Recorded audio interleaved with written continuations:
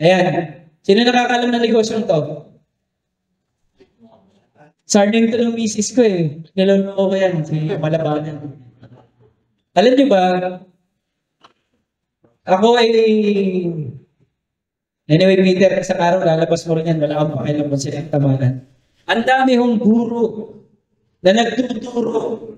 Lagi ko nakikita to na memes sa social media, sa Facebook, sa TikTok, sa Instagram. Sabi, do the thing that you love and for the rest of your life, you will not work for a day. Something like that. Di ba? Pag yun daw, paborito mong trabaho ang ginawa mo, hindi ka na raw magtatrabaho sa buhay mo. Kasi gusto mo yung ginagawa. Hindi siya totoo. Sino ang gusto magsipsip ng tae? Di ba wala? Pero bakit ito ang yaman-yaman nilahan? Hindi ka makahanap mo. Pero tingnan ninyo, dahil lahat tayo, Marte, ayaw natin ng tae, o di siya yung mayaman. Intindihan niyo ba ako? Narinig ako sa likod. Narinig ko ako sa likod. Kasi minsan, nauna ako. Ito, tanda ko pa nun, nung nangipagkwentuhan sa akin si Kapitan, wala pa siya dun sa ano. O yung punerarya, yung hindi ko nababanggitin kung sino. O pero, di ba, hindi naman natin nilalaman yung patay. Pero, ang lakas. So, may mga negosyo na pag ayaw gawin ng iba, gawin mo. Pagka nagkakamal-kamal ka na ng pera, di saka mo isingit yung gusto mo. Parang sinabi ko sa inyo, yung farm, hindi ko talaga mismo negosyo, pero gusto ko siya. Pero kung halimbawa, nanghiram ka ng 10 million, ang gagastos mo 20 million sa farm, lugi ka pa. Tapos, alam mo namang hindi ka makakabayad sa bank. So, kailangan mo nang may real talk. Pag walang real talk, ay bukulahan tayo. Yung ibang guru dyan, sorry kung narinig nila ako, may guru, nandito ngayon sa loob na to, may teacher, 600,000 sinisingil. Kada isa, 10 siningil niya, 6 na milyon. Tama ba?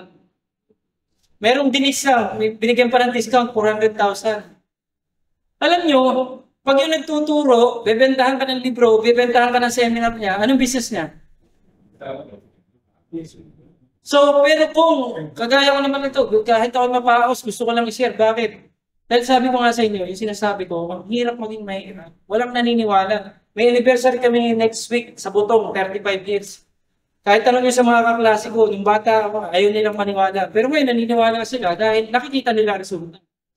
Noon sabi ko, okay, sasakay sa rin to, gusto ko Mercedes-Benz. Bakit ba sinapakito Diaz, binuhubog lang ni Fernando Poe, nababasa ka Mercedes-Benz? Ay, gusto ko eh. Eh, di kontrabida ka. Hindi. Hindi naman lahat ng may bigote kontrabida. Bakit na nangyari? Ay, gusto ko eh. O, di ngayon, binubuksan ako ng aking security, bababa ako sa bed. Gusto ko eh. Palagay ko naman, di naman ako kontrabida. So, bakit hindi sila naniniwala? Kasi hindi mo pa ginagawa. So, mahalaga po gagawin. So, hindi po totoo na yung gusto-gusto mo. Minsan, kagaya ko, bike ko gusto ko. Sino magbabike sa 1 milyon? Magbabike lang ako. Nititin lang ako magsalita dito. Diba? Ang buong buhay ko, kaya may bike ni Kuya Mike. Inahalimbawa akong buhay ko sa pagbabike. Na, alam nyo ba pag may ahon, yan, ay nakita ko si Reggie. Nakakasama ko pa itong nag-bike dati. Dati, nagtuturo kami ni Reggie, wala kang naniniwala sa amin. Nandiyan kami sa Manggahan, buhay pa Manggano. Tapos wala pa ito lahat. Yung mga unang mong estudyante yung dinala sa akin, nandun lang tayo sa veranda ng bahay, ano? O doon sa garahe, pag naulan. So bakit ito ginagawa? Minsan naman si Reggie, dadala ko sa akin sa laban. Pero ang ibig sabihin, kasi may gusto kong mabago dahil napakahirap po eh. Mga kababata ko dyan, kaya ako lang naman nilagay dito. Gusto kong mabuhay na makita nila na kung kaya ko, kaya din nila. Pero hindi. So, kaya ko pinapabaluanan yung sinasabi nila na yung lahat na gusto kong... Alam mo, gusto mo yung mag-jackstone. Sino babayad sa'yo ng 1 milyon mag-jackstone? Kaya alam niyo ba, nakakatawa ngayon, lahat gusto content creators. Sino nakakumita ng milyon sa monetization? Taas ang kamay.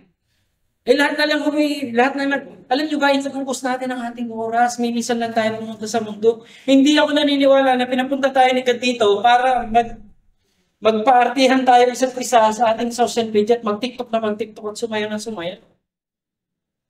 Alam ko may magandang purpose pa ho si God para sa atin. So, ang sikreto ng mga, minsan kasi merong lumapit sa akin, bro, huwag mo naman sabihin yun. Alam mo naman yan lang kinabubuhay ko eh. Kumita ng 25 million yun sa SMX. Bakit? 25,000 mo per head. Eh di 1,000 mo umaten. Eh nagbayad ko sa SMX ng 2.5. Eh, kaya na ako magkwenta. Pero lahat gusto pogi. Kita tayo may magsipsip nito. So, marami pa akong example na napakaraming negosyo. Alam nyo, kahapon, sabi ko nga sa inyo, hindi ko nagpe-prepare ng ano. Kung mayroon ng slides, datihan na. Nakiramay ko ako dun sa aming Uyang Orsi na taga Batangas City. Eh, naalala ko bigla si yung Fernando Memorial something. Sabi, sa totoo lang ho, nung tumakbo kami sa party list, yung ALAE party list, gusto niya mabili yung dati sa amin. Nakita ko, bagong gawa ngayon yung sa Batangas City. Sino ba taga Batangas City? Anyway, yung mga ganun ho, hindi ho pinag-aaya. Meron ho ba kayong nakita yung pumupunta sa inyo, pinag-aaya mo, ito, libre na 3 taon. Ito, kung gusto mo, gamitin mo na ngayon. Libre ng aming bakante ngayon eh. Medyo mahinang benta eh. 5 kwarto namin. Yung St. Paul na isa, ililibre ko na. Gamitin nyo na lang ngayon. Pero kita naman ninyo, wala ako nakita. Marami pang business na, pero para siya maging passive income, huwag yung gagawin mag-isa. Make sure may kasama. Dahil iba-iba tayo ng talento. May tao magaling sa numbers, may magaling sa marketing, mas magaling sa sales. Kung gusto nyo conventional teaching naman, may 5 factor sa pagnenegosyo na yung laging checkin mo yung 5. Pag may sumasablay na isa doon, yung laging ibubuhin. So, sinampol ko lang ito dahil talagang hanggang ngayon, hindi ko malaman kung sino yung gustong labanan ko eh. Pero, anong apelid? Siskar. Gusto mo, Siskar Symphony. O SS. Tapos, parang may SS pa. Parang may S. Pero, basta hindi ko talaga totoo yung sinasabi nila. Yung iba ho, alam niyo, yung nauso yung Swarovski. Lahat yata nag-Swarovski. Yung iba naman, dati, parang ganchilyo, ano tawag doon? Prostate. Abay, halos natin nung parang 15 years ago, 20 years ago, parang lahat yata na nakakasabay ko sa opisina eh. Pag break time, lahat yata nagpo-prostates. Sino nagbabayad ngayon ng 1 million sa isang prostates? May mga ilang, hindi ko sasabihin sinuwerte. May talent sila na talagang yun. Pero may formula ho yun. Yung alam na ni Mark yun doon sa mga nagpunta po seminar, P plus T equals S. Sino may alam ng P plus T equals S? Taas ang kamay. Dadalawa. Ito, nag-recap ka pa, pinadala mo. So, tayo pa palang maraming, alam nyo, marami akong formula. Pero, antayin nyo na lang yung libro kasi mamamausap ko. Pero kung yung mga gustong may time ako minsan, pag nalilibre ako, yung iba magaling eh. Sasabayan ako dyan, habang naglalakad ako, habang nagja-jogging ako, habang tatanong, ano ba yung isang nakalimutan ko? Hindi nire-remind. Total naman, nandito kayo, bisita ka kayo. Yun yung mga formula ginawa ko, yun ho ay sarili ko, hindi ko nabasa sa libro. Pero yun ho, madadaisik ko, bawat personality ninyo, kung ano nababagay na negosyo sa inyo. Yung P plus T equals S, X plus W over S plus W. Pero ang ugat niya, napakarami pa ko. May oras tayo, may agad ng konti. Kasi hindi niya ma-appreciate itong pang-college na tinuturo ko kung yung basic na pang-grade 1 about entrepreneurship. Hindi ko na-ikwento sa inyo. So anyway, magtatayo na tayo. Labanan natin to. Patak-patak lang tayo ngayon. Tigwa 1,000. May kapital na tayo lahat. Pansip-sip lang. Kasi imagine niyo ilan tayong tao, 8 billion. 8 billion tayong dumi. Saan napupunta yung dumi natin? Sinong gusto yung nagbabara? Kahit pa naka-Chanel ka, naka-Gucci, tapos amoy tayo naman bahay niyo. Ay, pupuntahan ka na bisita. Ito po. Ito naman, sa mga milyonaryong bisita, hindi pang inyo to. Not unless meron din kayong resort o parang resort. Ito ay MRG Yung iba kong empleyado baka mag-resign yung iba kong empleyado. Iba kong empleyado na minimum sa Manila, kaya ba minimum? 550? 100? 100. Mas malaki pa ako kita dito. Ito, Matic, may 800. Dito sa mga estudyante ko, narinig ako estudyante kanina. Wala kang gagawin, share mo lang to. O yung maraming followers sa TikTok, sa 10 mo in a day, may 8,000 pa. Kukunin nyo kay Laikan. Ito naman, binibenta lang ko yung loyalty card. Ito kasi, ito yung discount card na 10% sa lahat ng mga resort namin at saka lahat ng mga kaibigan namin na affiliates namin. So, naka-QR code doon siya at saka e-card. Saka kung may gusto ng hard copy, panlagay sa wallet. Ewan ko kung may nagwa-wallet pa ngayon. Yan. Hindi natin. For 2,880. Alam ba, nag-stay ka dito ngayon sa aming VIP, 10% ka agad. Pero syempre, alam nyo, inaral ko, yung mga guests, naiinip sila pag isa na lang lugar. So ngayon, pwede mo rin puntahan yung Zambales ko, 10% ka rin. Pwede mo rin puntahan yung nasa bukol namin, resort, 10% ka pa rin, and so on so forth, o yung Mabini, and saan. So ang mga ginagawa nito, yung mga may maraming followers. Kasi passive ang pinag-usapan natin, paano ka makikita habang estudyante ka, habang yun. So far, ang favorite ko sabi ko nga sa inyo, startup at saka yung PLC. Sige po.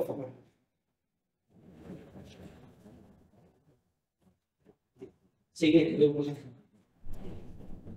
Yan.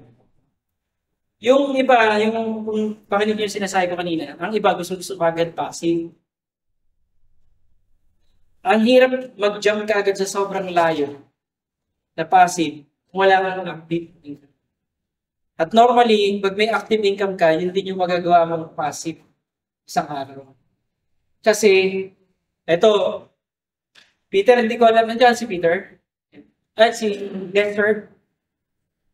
Okay. Anyway, pakisabi kay Lester. Ito, sikreto to, kung paano kayo makaka-create ng passive. Tago dito ay AED. Kailangan nyo, doon sa hindi naggumagamit ng technology, kailangan i-automate. Tapos eliminate. Tapos designate. Pero kung wala kang i-designate, wala kang active income. Ikaw nga, walang trabaho, wala ka rin business. Ano ipapasib mo? Not unless mangungutang ka. Mangungutang ka naman, hindi ko alam kung nasusubaybayan niyo sa YouTube. Tulad ng sinasabi ko, yung nangutang ng 10 million at nangutang ng 10,000, magkaiba kagad talaga yun ang resulta. Sinungaling ako, I'll be lying to all of you. Pag sinabi ko sa inyo, mas malaki kikitain itong 10,000 against dun sa 10 million. Naintindihan niyo po ako.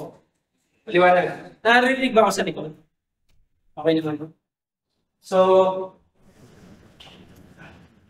sige. Yan. No shoes fits all, ha? Wala pa ako nakita ng sapatos na kasya literally sa ating lahat. Para ho tayo mga daliri. Ito, magaling kasi laging approve. Fidel Ramos. Ito, walang kwenta eh. Sinisisi lagi si Christian. Christian. Ito, lalo naman hindi maganda. Ay, doon na. Hindi, alam natin to, di ba? Ito, masaya kasi makakatingin tayo ng sabaw. May buhay sana. Sa Batangas, buhay sana.